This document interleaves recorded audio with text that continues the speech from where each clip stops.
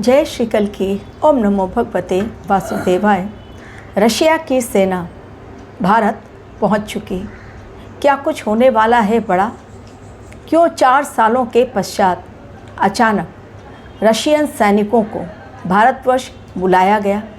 क्यों युद्धाभ्यास एक साथ भारतवर्ष के सैनिक और रशिया के सैनिक मिलकर कर रहे हैं? क्या कुछ बड़ा होने की फिराक में है? क्या वो बातें जो वास्तव में पब्लिक को पता चलनी चाहिए, लेकिन लोग पैनिक ना हो इसलिए बातें वो खुलकर सामने नहीं आ रही हैं? आखिर क्या है मामला पूरा कि अचानक से जो 4 साल पहले एक मिशन चल रहा था वो स्टॉप हुआ और फिर अभी अचानक 6 अक्टूबर से फिर से वो युद्ध अभ्यास स्टार्ट हो गया है। आज इसी पर देने जा रही हूँ मैं अपना वीडियो, लेकिन उसके पहले काल नेमी से सावधान। जी हाँ, इस समय बहुत ज़्यादा नकली बाबा एक्टिव हो गए हैं। हनुमान जी का नाम लेकर, भगवान शिव का नाम लेकर और महाकाल का नाम लेकर और सनातनी चोला पहनकर माथे पर तिलक भी लगाकर ज़बरदस्त हंगामा कर रहे हैं और उनके भगवान के नाम पर भिक्षा भी मांग रहे हैं। ऐसे लोगों से रहें सावधान। एवं इस समय एक ऐसा कालखंड, जैसा मैंने पहले भी कहा था, बच्चों पर मंडरा रहा है बड़ा खतरा और कुछ ऐसी बातें होंगी कि सरकार घिर जाएगी। तो सरकार घिरने लगी। क्या 2025 से पहले इस प्रकार दवाई पीकर इतने सारे लोगों की केवल कफ सिरप से मृत्यु हुई थी? क्योंकि अक्सर आप लोगों का ये कहना रहता है कि जो 2025 में आप बातें बतला रही हैं, क्या वो पहले नहीं हुई है घटना? वो भी हुई है, तो कौन सी अजीब बात है? तो हर साल कफ सिरप पीकर बच्चे ख़त्म नहीं होते। वो छोटे छोटे मासूम बच्चे जिनकी उम्र किसी की 2 साल, किसी की 5 और किसी की 4 साल, केवल कुछ दिनों में किसी का बर्थडे आने वाला और केवल कुछ दिनों में वो बच्ची अपने अगले पड़ाव की ओर जाने वाली। किसी को देखा जा रहा है कोई भगवान की आरती अपनी माँ के साथ मिलकर गा रही है बच्ची।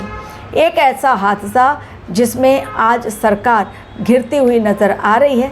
ये समय ही कुछ ऐसा है, अगर थोड़ी सी भी चूक हो जाए तो वो भारी पड़ जाएगी। ये समय गौ रक्षक जी जान लगा रहे हैं गौ माता की रक्षा के लिए, लेकिन कई बार इसी समय इसी कालखंड में गौ मांस पकड़ा जा रहा है और वो तस्करी जो लोग कर रहे हैं वो भी पकड़े जा रहे हैं।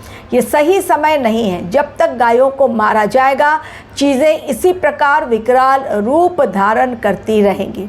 अगर इन चीज़ों को ख़त्म नहीं किया जा सकता तो फिर आज की परिस्थितियों को भी सुधारा नहीं जा सकता। अब आज का टॉपिक, क्यों रशियन सैनिकों को बुलाया गया और क्यों उस क्षेत्र में जो कि है बिल्कुल सटा हुआ, उस क्षेत्र में क्यों वो जो क्षेत्र है वो सटा हुआ, उस क्षेत्र में क्यों लोग एक साथ मिलकर, यानी हमारे देश के सैनिक और रशियन सैनिक क्यों एक साथ मिलकर युद्धाभ्यास कर रहे हैं, उसका कारण क्या है? आज इसी पर मैं दे रही हूँ आपको अपना वीडियो। लेकिन अब आप ये ना कहें कि किसी न्यूज़ चैनल पर नहीं दिखलाया गया। इसका नाम है, इस मिशन का जो ये दोनों सैनिक मिलकर कर रहे हैं, और ये कहाँ कर रहे हैं वो भी बतलाऊं। इस मिशन का नाम है इंदिरा। आप सर्च करेंगे तो आपको मिलेगा। इंदिरा है और इसमें रशियन सैनिक और इंडियन हमारे भारतवर्ष की ये दोनों सैनिक मिलकर जॉइंट मिशन के तहत ये युद्ध अभ्यास कर रहे हैं। और ये कहाँ पर कर रहे हैं? ये राजस्थान में किया जा रहा है और जो कि पाकिस्तान के बॉर्डर से बिल्कुल नज़दीक। कारण, अगर अटैक होता है या पाकिस्तान कुछ गलतियां करता है तो अच्छी तरह मुंह तोड़ जवाब दिया जा सके, क्योंकि पाकिस्तान बहुत सावधानी के साथ अगला युद्ध लड़ने की फिराक में है, जिसमें वो मुस्लिम कंट्रीज़ को केवल अपनी तरफ नहीं कर रहा है, जिसमें टर्की भी है, जिसमें ईरान भी है, जिसमें यूएई भी है, बल्कि अमेरिका का भी सपोर्ट वो ले रहा है, चाइना का सपोर्ट ले रहा है। तो डेफिनेटली भारतवर्ष को भी, भले ही हमारा डिफेंस सिस्टम बहुत स्ट्रांग हो, लेकिन हमें डेफिनेटली इतनी हिम्मत तो जुटा ही लेनी पड़ेगी और वो देश जो कि हमारे सपोर्ट में खड़ा है, क्योंकि जब इस बार युद्ध होगा वो युद्ध बहुत भयंकर होगा। बिहार के इलेक्शन की डेट ऑलरेडी डिक्लेयर हो गई, 6 तारीख और 11 तारीख।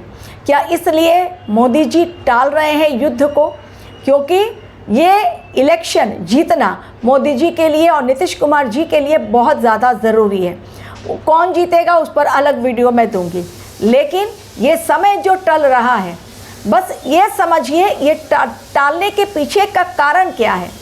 तैयारी बहुत ज़ोरदार अब भी है, अपने आप को मजबूत करना ताकि युद्ध में भारतवर्ष की हार ना हो, फर्स्ट पॉइंट। सेकंड पॉइंट, हमारे देश के जो लोग हैं या हमारे देश के जो सैनिक हैं वो उनकी ज़्यादा डेथ ना हो, आहुति उनको ज़्यादा ना देनी पड़े, कम से कम लॉसेज हो हमारे देश के लिए। इसलिए ये समय को और अच्छी तरह हम 100% प्रिपरेशन के साथ युद्ध के मैदान में उतरे, क्योंकि ये 2 दिन चलने वाला नहीं है। जैसा ऑपरेशन सिंदूर पार्ट 1 चला, केवल 2 से 3 दिन 4 दिन खत्म हो गया, पता ही नहीं चला कब क्या हुआ। इस बार युद्ध भयंकर है, मंगल की महादशा में ये युद्ध लड़ा जा रहा है। और जब ये युद्ध लड़ा जाएगा मंगल की महादशा में, तो मंगल तो युद्ध अच्छी तरह करवाएगा। और साथ में इस बार केवल मंगल देव नहीं, मंगल महादशी कुंड में केवल मंगल की महादशा नहीं चल रही है, इस बार अतिचारी गुरु हैं। तो गुरुदेव की अतिचारी अवस्था यानी एक्सट्रीमली फास्ट मूवमेंट, इस समय कदम पीछे नहीं हटाया जाएगा।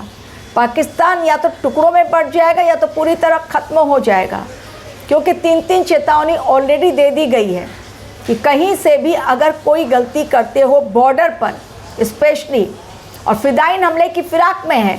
मैं बार बार कह रही हूँ ये भी आप लोगों को कि फिदाइन हमले की फिराक में ऑलरेडी है पाकिस्तान, बहुत ज़बरदस्त खतरे देश में। वो समझ रहा है कि ये त्यौहार का मौसम है, लोग जाएंगे बाज़ार, धार्मिक स्थल पर इस समय बड़ा खतरा मंडरा रहा है। पहले भी कहा, अब भी कह रही हूँ, वैष्णो देवी के द्वार अब भी नहीं खुले हैं।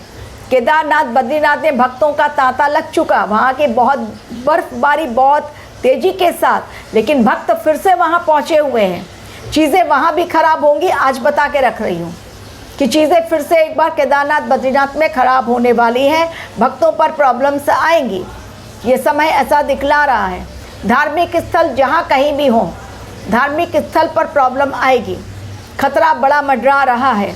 पाकिस्तान खामोशी के साथ नहीं बैठा है, एक बहुत बड़े कुकृत्य की वो प्लानिंग कर कर बैठा है, केवल मौके की तलाश में है। और इसलिए हमारा देश सुरक्षित अपने आप को रखने के लिए और अपने देश के भारतीयों को रखने के लिए सुरक्षित, हमारे देश ने भी युद्ध अभ्यास स्टार्ट कर दिया है और बुला लिया है रशियन सोल्जर्स को भी। तो रशियन सोल्जर्स का आना हमारे देश में और इंदिरा मिशन को फिर से एक बार स्टार्ट करना, ये कोई छोटी घटना न समझें। अंदर ही अंदर बहुत बड़ी तैयारी सामने वाले को पूरी तरह से ख़त्म करने के लिए चल रही है।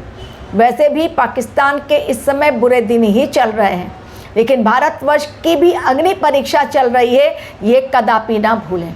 तो भारतवर्ष की अग्नि परीक्षा और साथ में पाकिस्तान के बुरे दिन, ये समय बेहद है ख़ास। इसलिए इस समय जितने चौकन्ने रहें उतना अपने आप को बचा ले जाएंगे। प्राकृतिक आपदाओं ने वैसे भी इंसान को कहीं का नहीं छोड़ा है।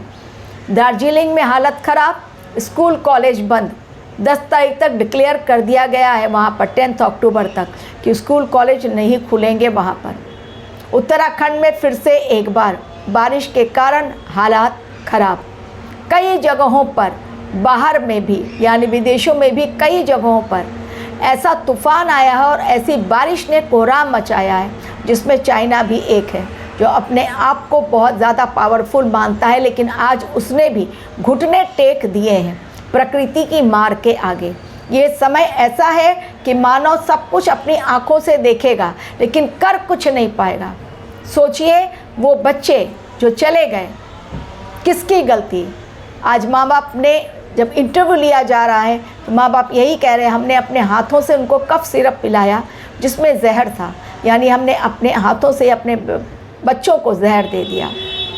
दोषी जो है जेल के अंदर, जिसने प्रेस्क्रिप्शन लिख कर दिया, लेकिन वो दुकानदार जिन्होंने बेचा और वो फैक्ट्री जहाँ पर कि ये दवाइयाँ बनी, उस फैक्ट्री के मालिक पर भी अभी भी नहीं हुआ है कोई एक्शन, इसलिए कांग्रेस भी हमलावर है। तो होना ही चाहिए। ये समय ऐसा था जिसमें सत्ता पक्ष जहाँ कहीं भी लोग हैं उनके ऊपर गाज गिरने वाली है, क्योंकि कर्तव्यों की जो उनके कर्तव्य थे उसकी अनदेखी हुई है, यही कहना पड़ेगा।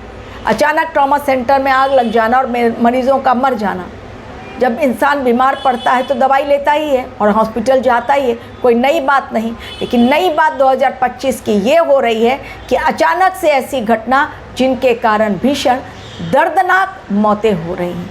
Thank you very much for watching my video.